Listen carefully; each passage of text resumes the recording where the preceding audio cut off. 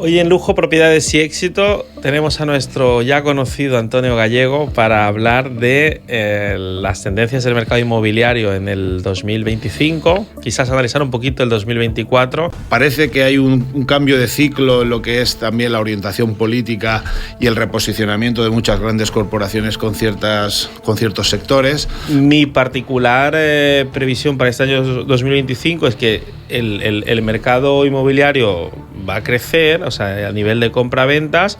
Sí que es cierto que no creo que crezca tanto como los últimos años. Y volverán a lo mejor a irle muy bien al sector del automóvil, a lo mejor tradicional. Todo esto con permiso del gran asesor de Trump, que es un tal Elon Musk, que fabrica coches que se llaman Teslas y tal, ¿no? Y lo que nos depara, ¿no? El análisis económico y de las perspectivas del sector inmobiliario ahora, ¿no? Y también está con nosotros Paola, que nos ayudará un poco a moderar este debate, ¿no? Pues precisamente, gracias Michael, porque comenzamos y arrancamos el 2025 y es importante conocer lo que va a pasar en la economía, que sin duda incidirá en el sector inmobiliario. Por eso vamos a arrancar ya directamente con Antonio. Antonio, ¿cómo se ve la perspectiva económica en este 2025? Bueno, Paola, gracias. Y Michael, como siempre, un placer de estar aquí con vosotros. Bueno, esto es la típica pregunta que nos hacen los economistas y que, en fin, que si tuviéramos el 100% digamos, del resultado fidedigno, pues entonces, claro, en fin, seríamos casi magos, ¿no? Oráculos, ¿no? Tal. Esto siempre, nunca se sabe. A lo largo de los últimos años hemos visto que siempre se producen 2-3 acontecimientos que cambian un poco el devenir de las cosas, o sea, o hay un crack en un sector, o hay una guerra X, o hay una pandemia ahí, que al final te acaba cambiando un poco las dinámicas, ¿no? Vamos a ver, al final, bueno, los analistas, el consenso de los analistas a nivel mundial vienen a decir que a Estados Unidos le va a ir bien el mandato de Trump durante el próximo año, ¿no? Veremos a ver cómo pone encima de la mesa las medidas que planteó a lo largo de su reciente campaña electoral, ¿no? Vamos a ver si aplica al final estos aranceles muy bestias, ¿no? Muy notables sobre determinados sectores, y eso va a condicionar mucho cómo nos vaya a los europeos y al resto del mundo, ¿no? Cómo va a ir esa guerra comercial, esa batalla con China, ¿no? En busca del poder, de la hegemonía económica mundial, ¿no? Y de ahí van a salir muchas cosas, ¿no? Parece que hay un cambio de ciclo en lo que es también la orientación política y el reposicionamiento de muchas grandes corporaciones con ciertos sectores. Parece que ahora no somos tan woke, ¿no? Parece que ahora hay un punto muerto en estas políticas, a lo mejor más ecologistas o más de estas de cara a la galería, y probablemente vayamos a sectores económicos más tradicionales y volverán a lo mejor a irle muy bien al sector del automóvil, a lo mejor tradicional. Todo esto con permiso del gran asesor de Trump, que es un tal Elon Musk, que fabrica coches que se llaman Teslas y tal, ¿no? Pero al final, el petróleo, en fin, hay sectores industriales, digamos, más tradicionales que pueden salir beneficiados, y de ahí veremos cómo nos afecta a los europeos, ¿no? ¿Qué hagan los americanos en términos de gestión de tipos de interés? ¿Qué va a hacer la Fed? Si va a bajar los tipos, los va a subir.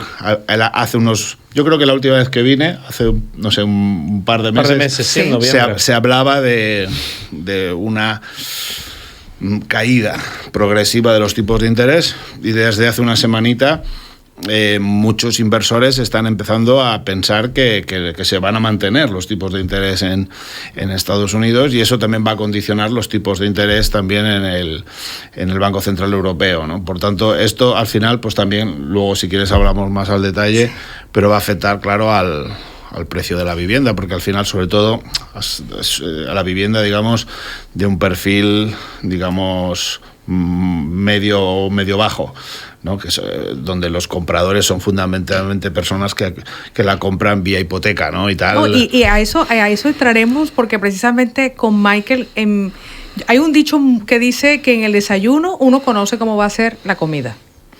¿Y cómo fue la tendencia del cierre a nivel inmobiliario del 2024 que nos puede dar como una tendencia de lo que será el 2025, Michael?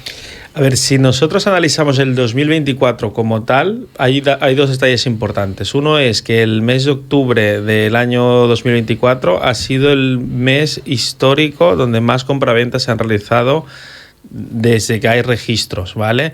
Si comparamos octubre del 2024 con octubre del 2023, hablamos de un 15% más de compraventas. Sin cerrar con datos oficiales del INE del mes de noviembre y del mes de diciembre, todo indica que el año 2024 va a ser uno de los años, o va a ser el año récord en compraventas de viviendas inmobiliarias. El 2025. De viviendas, perdón, el 2024. 24. Ahora analizamos un poquito el 2024. Okay. El 2024 también tiene la peculiaridad de que ha crecido la inversión extranjera, la inversión internacional en un 18% aproximadamente y un 22% en viviendas de lujo. ¿Vale? Lo que es viviendas de lujo, especialmente Barcelona, Madrid, Costa Brava e Islas Baleares, ¿vale? Entonces, si nosotros vemos esta perspectiva y que vamos a cerrar lo que es un año récord probablemente en nuestro sector a falta de datos oficiales, pero ya lo vemos cómo ha ido octubre y cómo la tendencia de los 2 últimos meses. Mi particular previsión para este año 2025 es que el mercado inmobiliario va a crecer, o sea, a nivel de compra-ventas. Sí que es cierto que no creo que crezca tanto como los últimos años. O sea, no digo que no vayamos a crecer, digo que vamos a crecer, pero con esta tendencia de crecimiento, sobre todo 24, 23 y 22, que han sido años que han ido subiendo las compraventas, los precios han ido también subiendo ante la abundancia de la demanda y la poca oferta, que cada vez hemos ido teniendo menos oferta. La tendencia yo creo que va a ir increciendo, pero no tanto como estos años que han sido fantásticos, ¿no? Estos últimos 3 años, sobre todo. Pues, ¿será que los cambios de los tipos económicos que ahora comentabas afectarán la compra de la vivienda? Porque en el sector premium no se vio tan afectado, al contrario, hubo un incremento el año anterior, pero en este caso... Bueno, vamos a ver, claro, si al final el particular... Vamos a partir de la base que muy bien decía Michael, ¿no? Al final el problema de la vivienda en España concretamente es que hay mucha más demanda que oferta, ¿no? Entonces los poderes públicos, ¿qué tienen que hacer?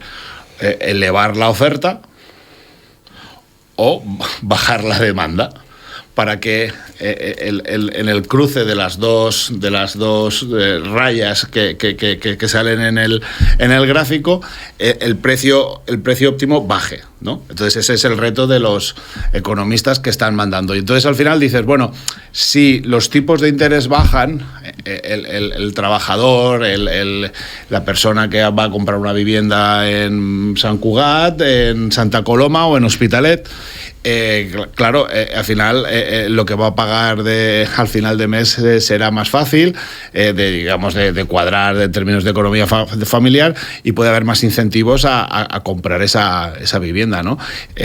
Claro, eso también lo sabe el que vende.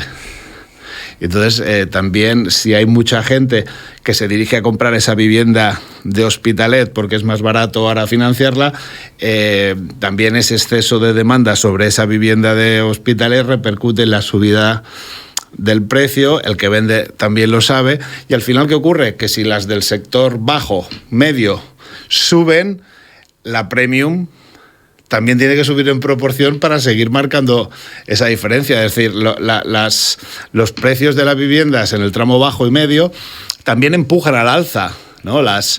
Y lo que sí que es verdad, lo que decía él, yo la sensación que tengo es que no se está construyendo vivienda nueva porque no hay.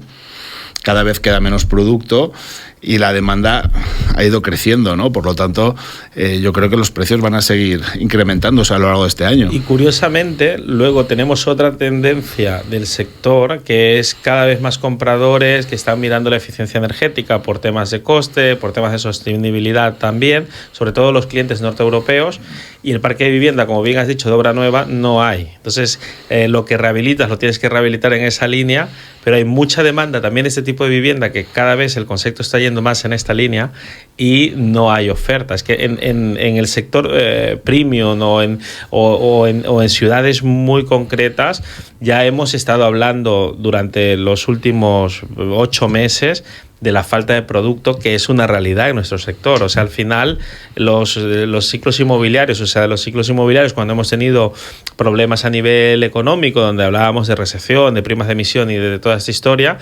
veíamos que había muchísima oferta y poca demanda ante el temor de invertir, ¿no? Ahora estamos en el mercado opuesto, es decir, tenemos mucha demanda con una oferta que es poca. O sea, nosotros este año hemos llegado a hacer unas cuantas ventas en una sola visita, o sea, tener un producto muy confidencial que tenía todas las características, recién renovado, nuevo, llevarlos a un cliente en concreto que teníamos en cartera y no salir al mercado.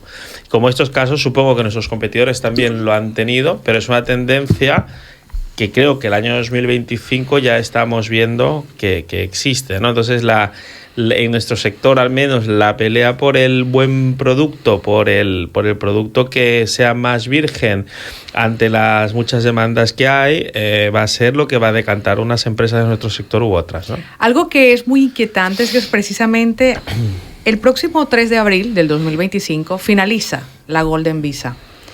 La Golden Visa, que además permitía a muchas inmobiliarias la inversión porque concedía la residencia por la inversión en España. Esto, de manera económica, ¿cómo nos afectaría al resto? Y a nivel inmobiliario, ¿cómo nos afectaría? Antonio. Bueno, yo es que a mí este tema me parece bastante apasionante, entre comillas, porque en él veo toda la demagogia posible que puede lanzar un presidente del gobierno, o sea, un gobierno, sobre esta cuestión, ¿no? Es decir, coges los datos, ya te lo digo de memoria, coges los datos desde el año 13 que se impulsó esta medida. Esta medida se impulsa en el año 13 por el gobierno de Mariano Rajoy, en un contexto en el que España estaba a punto de ser rescatada, con gravísimos problemas financieros, y se toman un paquete de medidas. Y entre ese paquete de medidas dicen, oye, si le damos la nacionalidad a un señor que venga e invierta en España más de $500 millón de euros en una vivienda, también en cuestiones empresariales, etcétera, etcétera. No solamente está orientado a la vivienda. Entonces, bueno, era una manera de que a España llegara un capital, se invirtiera un poquito más en España, se moviera la economía. Bueno, entonces, desde el año 13, creo recordar que se han comprado unas 14.000 viviendas de esta manera. Okay. 14.000. 14.000. En 11 años. En 11 años. En 11 años. Según Idealista, solo el 0,1% de las viviendas compradas en ese periodo, que han sido 4,5 millones, el 0,1%, se han utilizado siguiendo la fórmula de la Golden Visa. Es decir, es que esto no puede haber afectado el precio de la vivienda. Bueno, pues nada, esta es la matraca que nos está pegando el gobierno. Claro, es que vienen estos tíos de fuera, de otros países, y compran una gran vivienda, y entonces, claro, esa vivienda se la queda pues un señor pues de Colombia, un americano o un ruso, y eso hace que el precio de la vivienda en España se incremente. Pues eso ya no tiene sentido con los cifras que le he dado. Y segundo, el ticket medio de esas compras que te he dicho, el 0,1% de las 4,5 millones de viviendas, el ticket medio ha sido de 650.000 euros. Entonces son viviendas de alto standing, ¿no? No son las típicas viviendas del señor de Hospitalet, de Santa Coloma o del Prat, que buscan la primera vivienda en el entorno de Barcelona o en otras partes de España, ¿no? O los jóvenes, en Málaga, ¿no? o en Madrid, en los barrios obreros, o en Valencia, etcétera, ¿no? Es decir, la gente no se suele comprar viviendas, la gente normal, la gente del currante medio español no se compra una vivienda de 650.000. Entonces, claro, esa gente que ha comprado esas viviendas han sido sobre unas viviendas, en fin, que están en otro mercado. Es decir, son Rolex, son las Rolex de las viviendas. Lo que estamos hablando del problema de España es un problema de casios, de vivienda sencilla. Con lo cual, a ver, me parece una estupidez, forma parte de la retórica esta de los buenos, los malos, los ricos, los pobres. Viene el rico, que vamos cómo jodemos al rico porque viene y tal. fin, cosas de estas Luego, por cierto, dices otra cosa, dices, bueno, y si viene un extranjero que quiere invertir con pasta, a este le damos por saco. Pero si viene un extranjero sin dinero en un cayuco, entonces que para adelante. Y dices, bueno, vamos a hacer. Yo no quiero criminalizar ni a uno, ni al otro, ni al otro, ni al uno. A mí me da igual que sea de Colombia, que sea de Marruecos, que sea de Nigeria, que sea... A mí me da igual. Pero oiga, parece que usted solo es racista con el que tiene pasta. ¿No? Es un poco... Entonces dices, oye, si viene un señor y no quiere jubilarse en España y comprarse una vivienda en Alicante y se gasta 650.000 euros de media... Oye, ¿por qué lo vamos a castigar? ¿O por qué no le vamos a dar pues esa facilidad, ¿no? Es decir, claro. si quiere jubilarse en Alicante y pasar los veranos en Alicante en vez de estar en Michigan o estar en Colombia, es decir, no sé. Pues bueno. Hasta el 3 de abril será y se dará la Golden Visa. A nivel del sector inmobiliario, obtuvieron así ese 1%, pero realmente incidió. O sea, sentirás que se puede tocar, se puede... Mira, honestamente, el año pasado, de las delegaciones que yo controlo, no sé si una operación o dos, una quizás, se hizo con la intención de tener una Golden Visa. Una. O sea, se hizo con la intención, o sea, que a lo mejor no... Una con esa intención. Luego viene que desde que ha salido el decreto, ¿no? De lo que ha sacado el gobierno ahora en enero, ¿no? Sí. Desde que lo sacaron hasta ahora solo me lo ha preguntado un cliente. Un cliente no por temor a comprar él, sino por el temor de vender él. O sea, oye, ahora habrán menos extranjeros, porque claro, esto lo explicas, pero lo explicas de una manera muy, muy abierta, que el cliente final nuestro no entiende realmente si va a afectar tanto al mercado o no. Pero luego, paralelamente, han habido otras medidas aprobadas por este gobierno actual que tenemos, que son muy similares, como la ley de nómadas digitales, por ejemplo. Significa que, o sea, aunque sea de China, o de Rusia, o de algo de Venezuela, si yo voy a comprar una vivienda, no pasa nada, porque me pueden dar la residencia a través de si estoy deslocalizado trabajando aquí, ¿no? Aparte, encima tienes unos beneficios fiscales que tributas, me parece que al 23% hasta 600.000 euros, cuando los que residimos aquí tributamos a partir de 60.000, me parece que un 45 o un 47%. O sea que realmente no hay un cambio tan radical.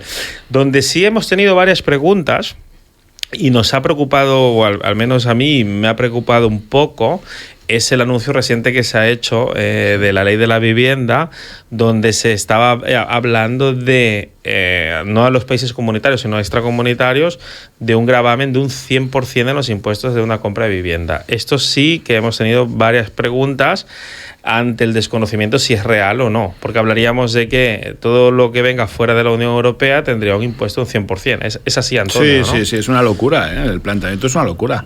Es decir, sí, lo que ha planteado el presidente del gobierno, creo que fue la semana pasada, dijo, bueno, pues vamos a evitar que los extracomunitarios compren vivienda en España. ¿Cómo? Dice, pues aplicando un impuesto de el 100% del valor de la vivienda. Es decir, ¿quieres comprar? Imagínate una vivienda de 1 millón de euros. Vale, pues muy bien, pues pagarás 1 millón de euros por la vivienda y otro 1 millón en impuestos. Entonces, claro, ¿quién va a comprar? Nadie. Entonces, lo que vas a hacer es sustituir, ¿no? Vas a sustituir el mexicano por el polaco. Me lo invento, ¿no?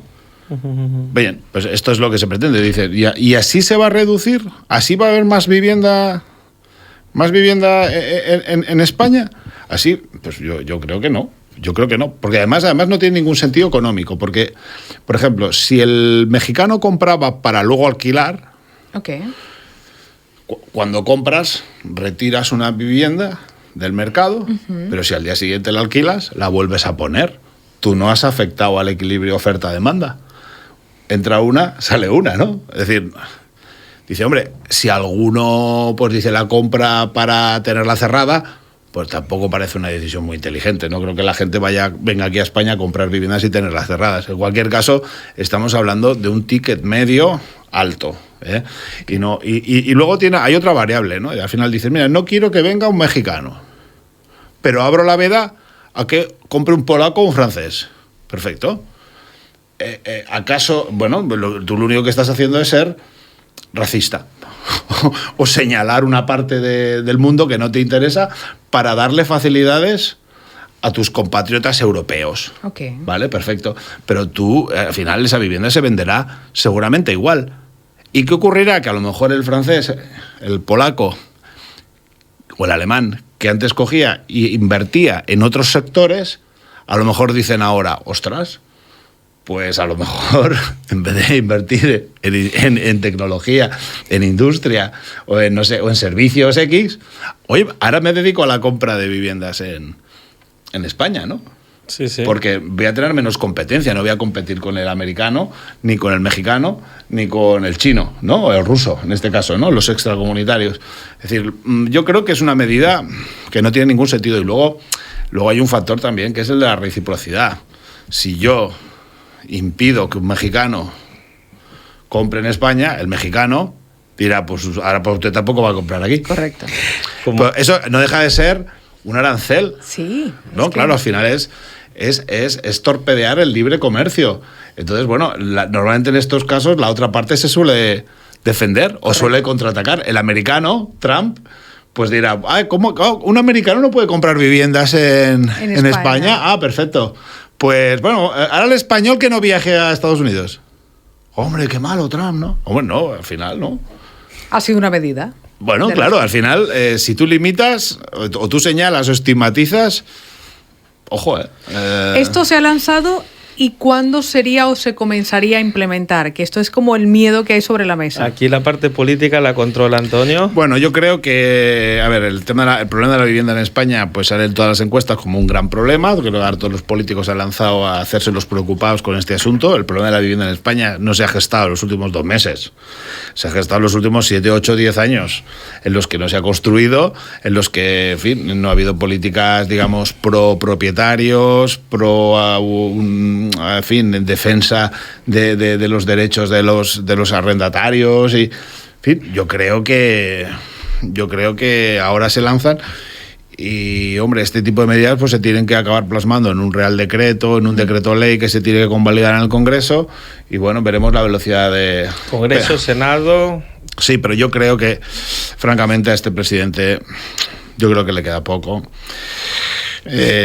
O a veces confundo mis deseos con la realidad, pero francamente lo veo muy tocado políticamente, muy acechado por la corrupción, con muchos problemas internos, y este tipo de medidas parecen de estas puestas y que me parece una gran cortina de humo en general, ¿no? Para tapar cosas, ¿no? Claro, porque cuando tú analizas el mercado prime de viviendas, el mercado del sector premium, las 4 principales nacionalidades que compran son franceses, que a estos no les afectaría, británicos sí, norteeuropeos y americanos, o sea, los últimos clientes de Estados Unidos, que son los que están comprando. Entonces hablaríamos de que a 2 de las nacionalidades o a 2 de los grupos que mayor inversión están haciendo no habría ningún problema. Ahora la reciprocidad con un presidente como Trump sí que es preocupante en estos casos, porque no solamente pueden ser aranceles a la compra de viviendas, sino aranceles a nuestros productos, por ejemplo. Por ¿no? ejemplo, claro. Al final, si tú dices, bueno, pues aquí un americano no puede comprar viviendas. Imagínate, vamos a cambiar de sector. Imagínate que dices, bueno, pues el turismo, mira, no pueden venir americanos. No nos gusta que vengan los americanos y colapsen las Ramblas, porque, joder, llega el crucero y mira cómo están las Ramblas a tope de gente, ¿no? Hay campañas, ¿no? De estos sí. contra los turistas, ¿no? Cada verano sí. Vemos aquí a la izquierda lanzarse contra los turistas, que también les molestan, ¿no? Y entonces dicen, bueno, ahora no queremos turistas americanos. Hombre, entonces, claro, el americano diría, bueno, pues ahora no quiero español. Bueno, pues lo mismo. Al final, entonces son medidas que yo creo que forman parte de ese paquete de...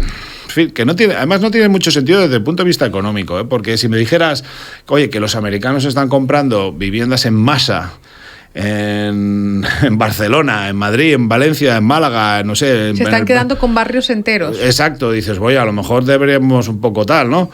Protegernos de alguna... Pero es que no es el caso, y sobre todo, pues yo creo que hay que distinguir, o sea, si hablamos del sector premium, digamos, ¿cuántas operaciones se hacen al año? ¿Cuántas se hacen? ¿Eso está afectando al mercado de la vivienda español? No, al mercado de la vivienda español le afectan otras cosas. Es que no hay vivienda pública.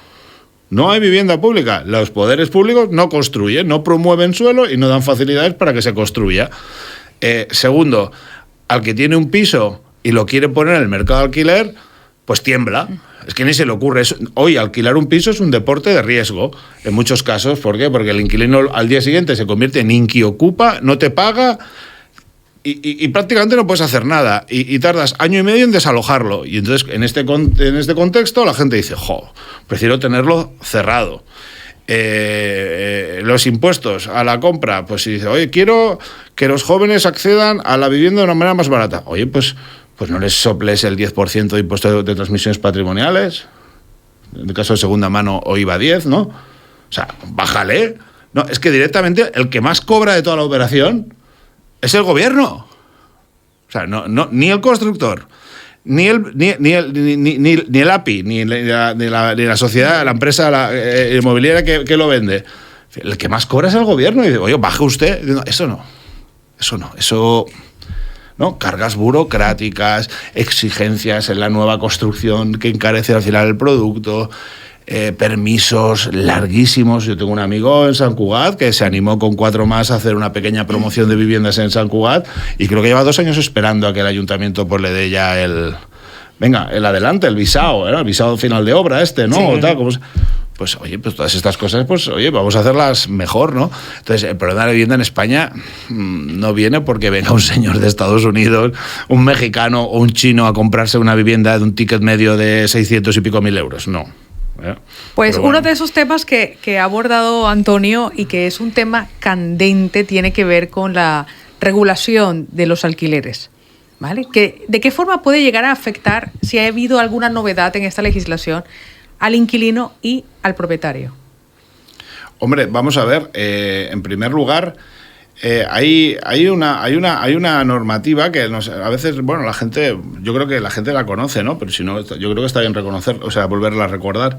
En el contexto de la pandemia de COVID, se prohibieron los desahucios, ¿no? Una familia vulnerable que no podía pagar porque había sido afectada laboralmente su empresa, en el contexto de la pandemia, o sea, hablamos ya de hace 4 años, 5 años. Se ha ido renovando continuamente esa legislación. Con lo cual, cualquier familia que se declare insolvente, vulnerable, que pueda declarar que está por debajo del, no sé si el IPRE, no lo puede desahuciar. Y hay gente que aprovecha esa normativa y con toda la picaresca del mundo llevan mucho tiempo viviendo en casas y no los puedes echar. Esto, por ejemplo. Entonces dices, ostras, esto hace que se reduzca el número de viviendas en alquiler. Claro, mucha gente tiene miedo.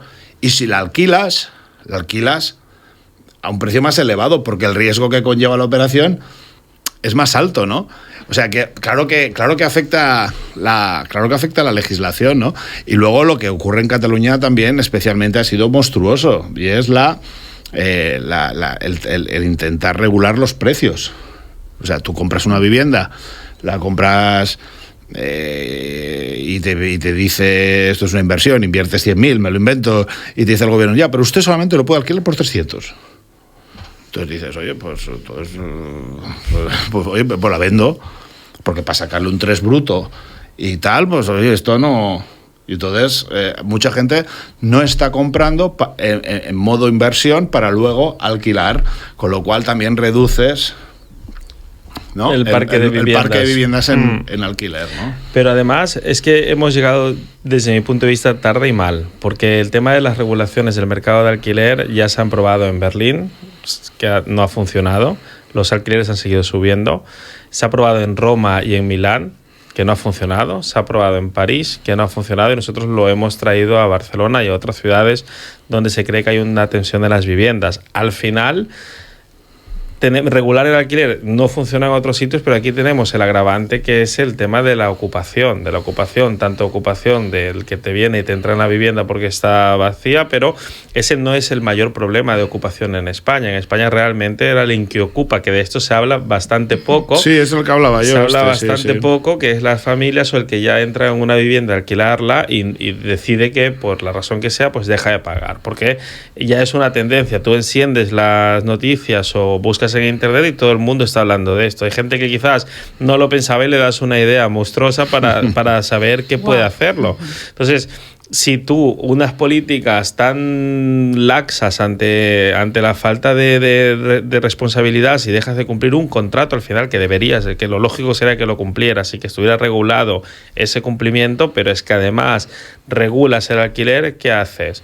La gente o saca las viviendas del parque de viviendas porque dice, por el precio y por el riesgo no me merece la pena, lo vendo, lo guardo o lo alquilo a nivel turístico. Sí, te pueden multar, pero si tengo que asumir el riesgo, quizás el menos alto es precisamente el riesgo de una inspección, ¿no? En caso de... Bueno, y ahora también, Michael, en el paquete de medidas que hacía referencia antes, una de las medidas también es ir a por la fiscalidad de las viviendas turísticas. O sea, quieren elevarles el IVA, al final dicen, oiga, esto es un negocio, ¿no? Una vivienda turística es un negocio. Bueno, lo que quieren es que esta actividad esté grabada con el 21% de IVA. Ni siquiera al 10%, o lo que es hostelería, hoteles, están al 10% en España, Entonces dice, oye, ¿y entonces el piso turístico usted lo va a poner al 10%? Dice, no, al 21%. Para que abandones también esta idea de tener un piso turístico y explotarlo, ¿no? Entonces dices, bueno, entonces si abandonas la idea, ¿qué ocurrirá? Que, hombre, a lo mejor ese piso vuelva al alquiler tradicional. Entonces, ¿qué haces? Vamos a jorobar al que tiene este tipo. Lo que pasa es que esto también, todo tiene sus pros y sus contras. Al final lo que vas a reducir es el número de turistas, o vas a reducir la capacidad, digamos, que tienes. Claro, España ha cerrado con 94 millones de turistas. Un porcentaje elevadísimo van a pisos de este tipo, pisos turísticos, no sé, ¿cómo se llama la aplicación esta? Airbnb, todo esto. Pero tiene un porcentaje de penetración en las reservas bestial, pues también van a por esto, ¿no? Entonces dices, bueno, no sé, es un gobierno un poco... Yo creo que va pegándole a sectores que funcionan en función de sus mantras ideológicos, estos no tal, estos... Y además son medidas que no van a ayudar a resolver el problema de la vivienda. El problema de la vivienda, aparte de las pocas acciones desde el punto de vista del gobierno, está muy vinculado a... En España, en los últimos años, el número de personas que han venido a vivir a España de otros países es bestial. Y esta gente, lógicamente, pues quiere techo, quiere una casa. Entonces, el factor emigración está afectando sobre todo en las grandes urbes, ¿no? Es bestial. Lógicamente buscan vivienda, más familias que buscan más viviendas y formar sus hogares. Y dos, hay una tendencia social a cada vez menos familias numerosas, más familias monoparentales. Ya no son las familias esas de 5 o 6 de los años 80 en España. Ahora, la tendencia es que cada vez viva más gente sola, que las familias tengan cada vez menos hijos. Sí. Y entonces, claro, al final, para vivir los mismos, ni siquiera eso, ¿no? Porque al final la inmigración te está haciendo que todavía tengamos más población. Pero para vivir los mismos, al final necesitas más viviendas. Entonces dices, necesitas más vivienda por ahí, necesitas más vivienda por el factor de migración, y por otro lado, tú no estás construyendo. Van pasando los años y tenemos el shock. Bueno, ¿y ahora qué hacemos? Dice, ahora le vamos a darle 2 collejas al sector turístico y 2 collejas al mexicano o al americano que se compra una casa en Marbella. Oiga, ¿no ve que esto son pellizcos de monja al problema? El problema es mucho más grave que todo esto, ¿no? Pero bueno, es un gobierno pues que cree que así, con estos 4 mantras, pues bueno. Pero esta tendencia está en toda Europa, el tema de la vivienda, el tema del crecimiento de la vivienda. Lo que sí yo tengo claro es que con la calidad de vida que nosotros tenemos, el tipo de clima que tenemos en ciudades y la comunicación como Barcelona, Marbella o Madrid, los precios nuestros aún están muy por debajo de otras ciudades europeas, como París o Londres, ¿no? Que son los referentes y que estamos a 1 hora y a 1 hora y media de vuelos. O sea, al final, en el Eixample de Barcelona, que es uno de los barrios que más ha crecido en la capital de Barcelona, hablamos de que te puedes comprar viviendas hoy en día por 700.000, 800.000, 1 millón de euros, ¿no? El barrio Salamanca también hay viviendas alrededor del 1 millón de euros. En ciudades como París París o en Londres, en City, según qué barrios, es técnicamente imposible. Sí. Veíamos el otro día precisamente, y lo compartía con Michael, uno de estos reels de TikTok, en donde aparecía un hombre cargando bultos de dólares o euros, y en función de lo que iba recorriendo buscando piso en Barcelona por zonas, tenía que irse cargando de más y más y más dinero hasta que ya no podía más. Pues hubo una tendencia que apareció en el COVID y fue el trabajo remoto. Esto hizo que se modificaran algunas tendencias y elección de propiedades. La gente se deslocalizó, salió de las ciudades, se fue a buscar otros lugares fuera de la ciudad como tal, como una tendencia de compra de propiedades. En el 2025 continúa ese auge, seguirá ese auge ahora que hablábamos acerca de lo que está ocurriendo en las urbes. La realidad es que sí, que la gente ha cambiado el concepto de la vivienda, porque anteriormente pues lo que buscas es la comodidad, ¿no? Y si yo vivo en Barcelona y tengo mi despacho en Barcelona, no quiero desplazarme tanto tiempo, al menos la filosofía europea, ¿no? Hoy en día pues igual haces 3 días de teletrabajo y 2 días presenciales, entonces te da igual estar en Sant Cugat, en Pozuelo, en Castelldefels, en Marbella en lugar de en Málaga, porque realmente no es tan necesario estar dentro de la misma ciudad, porque el problema de las ciudades es entrar, ¿no? Es entrar y salir. Correcto. Normalmente, ¿no? Y luego también cambia la predisposición de lo que tú buscas. Si tú quieres estar cerca del mar, pero también necesitas un despacho, porque si vas a teletrabajar tienes que tener un sitio adecuado para ello, ¿no? Algo que quizás hace 6 años no era tan importante, hoy es una cuestión esencial, ¿no? Ver gente que está viniendo de fuera a teletrabajar porque pueden teletrabajar 100%, sobre todo gente de tecnológicas, de marketing o de unos sectores donde esto se puede hacer, sí. Lo estamos viendo en un perfil de clientes pues que viene de Costa Brava o alrededores de Barcelona, ¿no?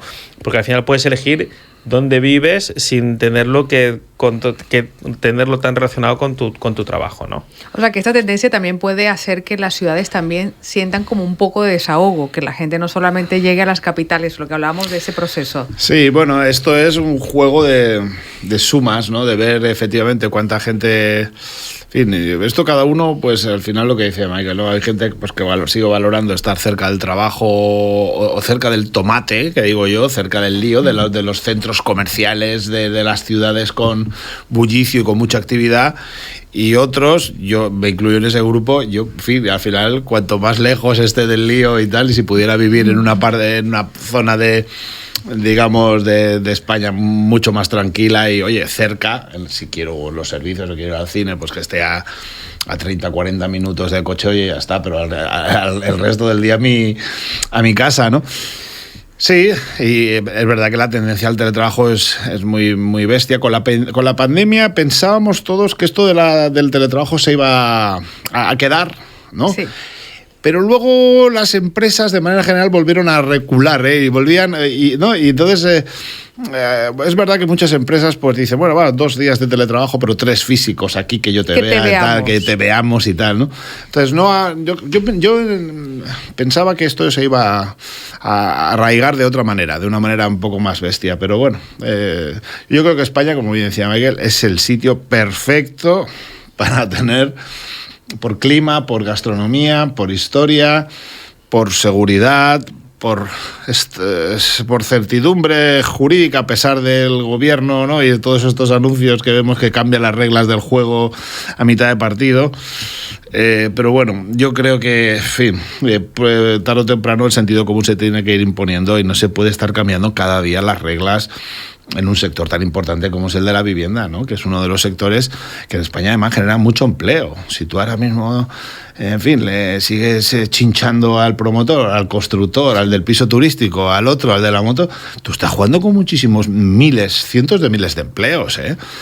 No, España no es California, o sea, no, Barcelona no es Silicon Valley, no, esto tiene mucho que ver con el turismo, con el residencial, con la construcción, con el... Bueno, cuando se tocó el sector inmobiliario entre el 2007 y el 2013 ya lo vimos, o sea, claro. Vimos, no sé si llegamos casi a los 5 millones de parados, 4 millones y medio, sí.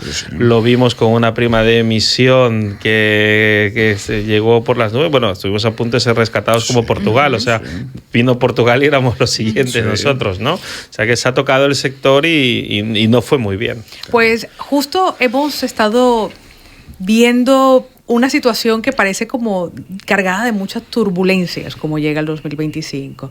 Antonio, consejos, por ejemplo, para los empresarios, para los empleados, para los ciudadanos, de cómo afrontar estas turbulencias que se prevén ahora que apenas estamos comenzando. Bueno, cada ciudadano, cada empresario tal, al final sabe cómo tiene sus cuentas y tal. Sí que es bueno en general, así como consejos generales y tal, en fin, mantengan siempre algo de liquidez por si acaso, prudencia, ratios de endeudamiento moderados, está bien. En los últimos años los datos macroeconómicos, los del Banco de España, dicen que el español medio ha ido reduciendo su deuda. Okay.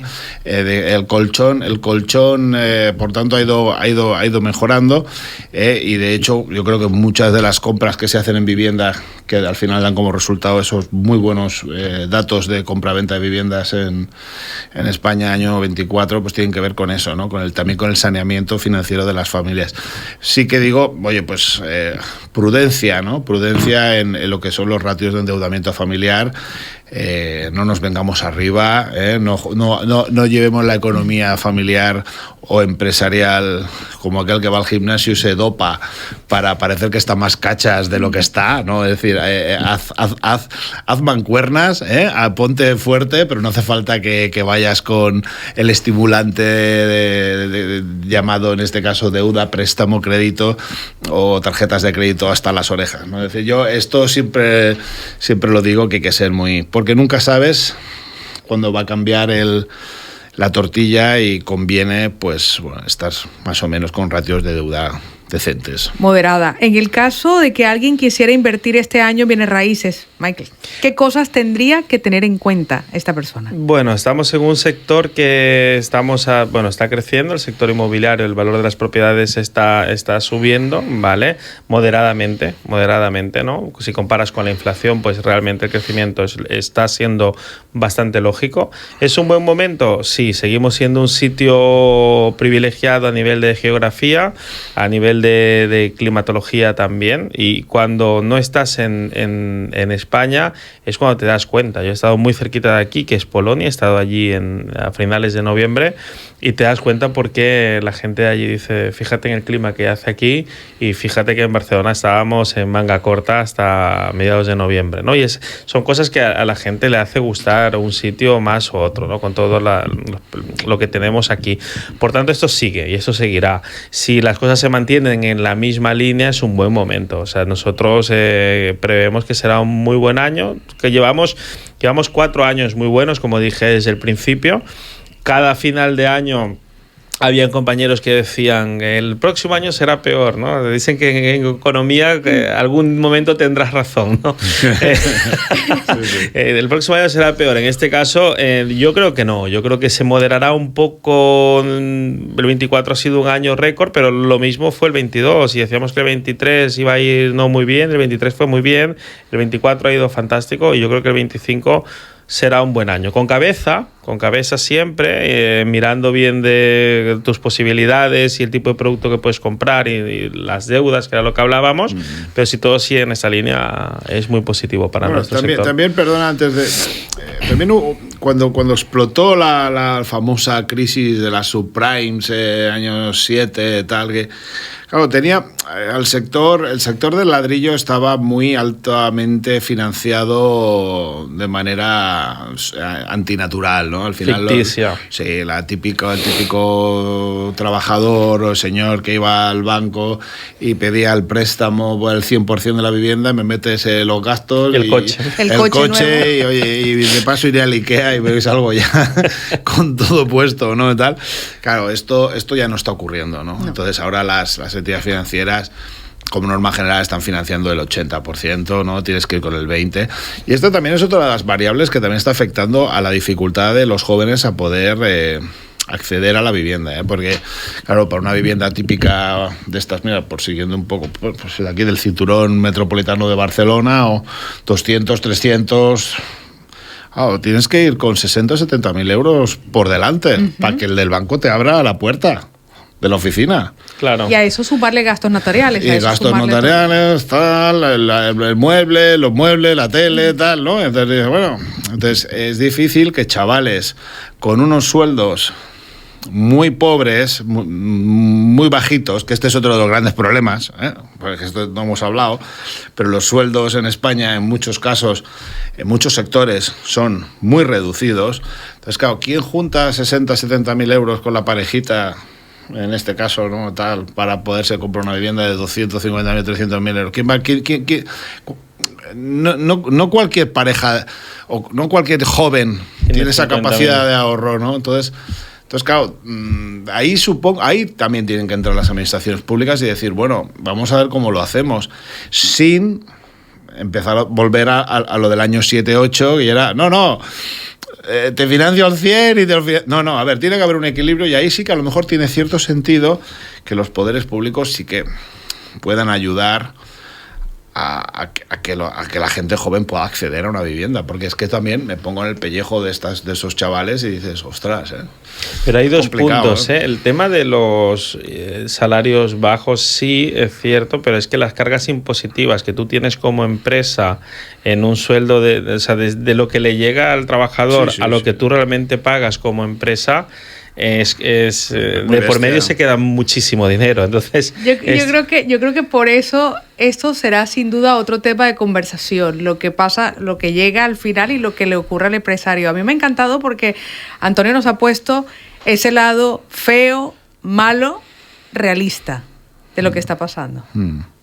Sí, y Michael es verdad, también tiene razón. Es decir, ¿y por qué se le paga poco? Pues es verdad que al trabajador le llega poco, pero es que al empresario le cuesta el doble, es la cosa. Sí.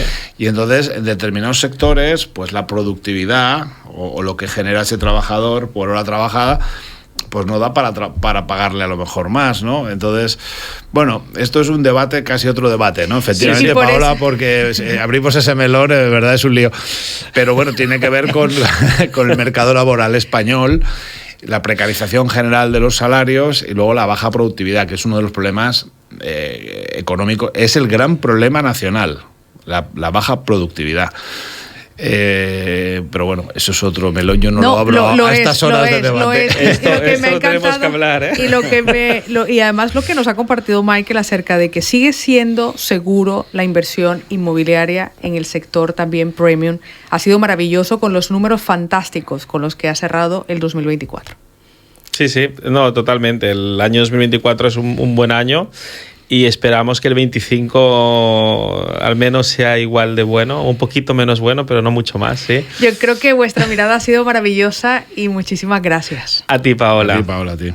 Este ha sido el último capítulo de nuestra primera temporada de Lujo, Propiedades y Éxito, donde hemos contado con distintos invitados. Hemos abierto con Donald Trump, que acababa de ganar las elecciones junto con Antonio Gallego, y hemos cerrado precisamente con Antonio Gallego hablando de las tendencias económicas y del sector inmobiliario para este 2025. También hemos hablado con distintos profesionales, desde deportistas, abogados, gente de eventos y algunos compañeros que seguro que se me quedan en el tintero, pero pronto volveremos con nuestra segunda temporada donde os sorprenderemos y no os defraudaremos. Que tengáis un buen día. Hasta la próxima.